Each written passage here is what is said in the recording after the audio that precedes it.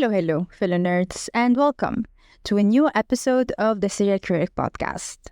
My name is Iman, your host, and the guilty serial critic. And in today's episode, we will talk about a TV series that just launched last week and that I've been waiting for more than a year now, naming The Penguin. The Penguin is the TV spin-off of the Batman movie by Matt Reeves that was launched in 2022.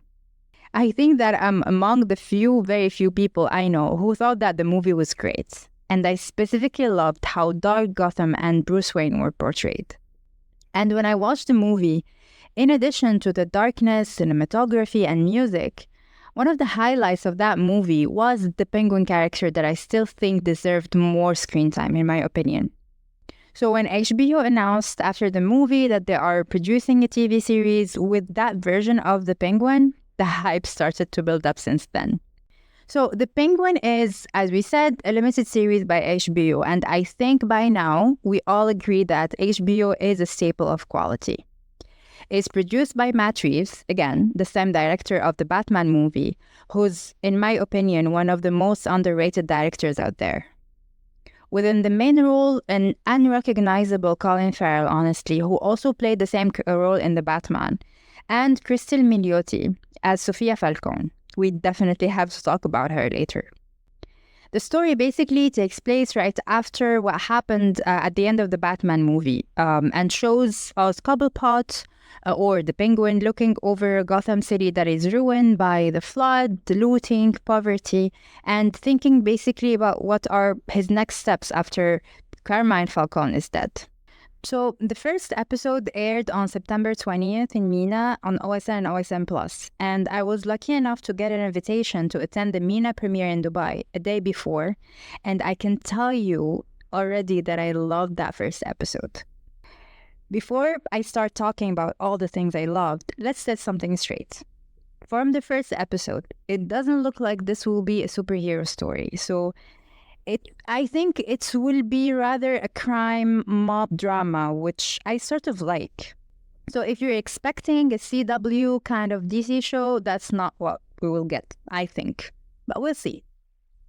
Now that expectations are set, let's talk about the cast. I mean, even though we all knew that this is Colin Farrell playing the Penguin, it's almost impossible to believe it is him under all the makeup and the prosthetic. But it actually is him, and I have to say that he's excellent in it.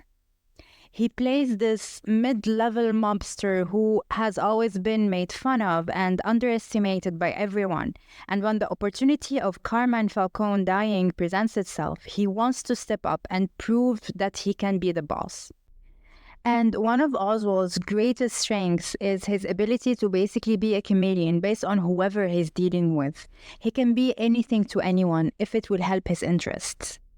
I said that before, this will feel less like a superhero series and more like a mob drama, especially with Colin's acting that reminded me a little bit of James Gandolfini as Tony Soprano in many instances, which was also helped by the writing, to be honest, in scenes with long monologues just like The Sopranos. And that was actually refreshing.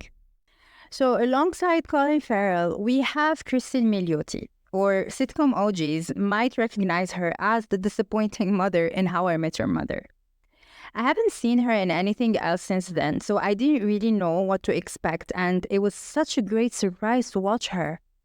She plays Sophia Falcone, Carmine Falcone's daughter, basically the black sheep of the family who was just released from Arkham Asylum for multiple murders, so technically she is a serial killer. And it was such a delight watching her in this first episode, and I'm sure it will only get better in the next episodes. Her big popping eyes and exaggerated kind of melodrama make her a depiction of Sophia Falcone worthy of a serial killer just released from Arkham. Almost stealing the show from Colin Farrell in some scenes, by the way. I love that contrast between her appearance and the horrors that she must have committed for sure, either before Arkham or during Arkham, and how her performance bordered on cartoon-like depiction of Sophia. Another amazing portrayal in the show was Gotham itself, which seemed like a character on its own.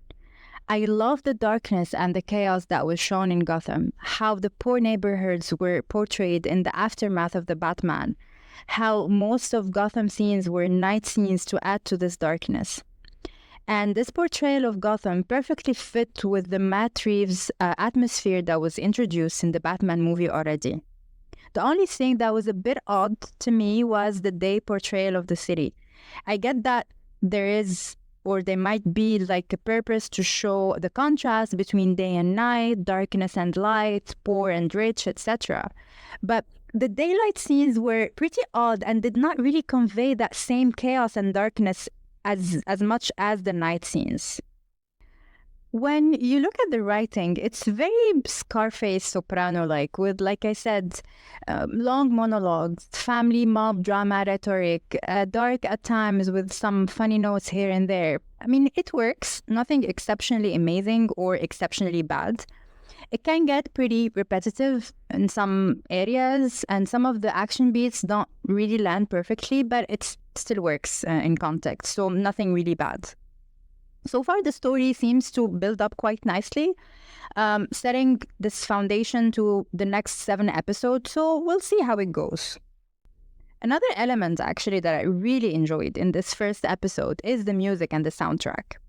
The music was composed by Mick Giacchino, I think his name is, and he's basically the son of the person who composed the soundtrack of the Batman's movie. Just some trivia, you might not care. And you can actually hear the iconic music in the beginning, the Batman's movie music, to sort of put us in the context that what comes next is in the immediate aftermath, basically, of the movie. The soundtrack throughout the episode felt very vintage, nostalgic to the old Batman versions, with some quirky choices like playing 9 to 5 by Dolly Parton at the end. That was actually weird, but it was funny at the same time.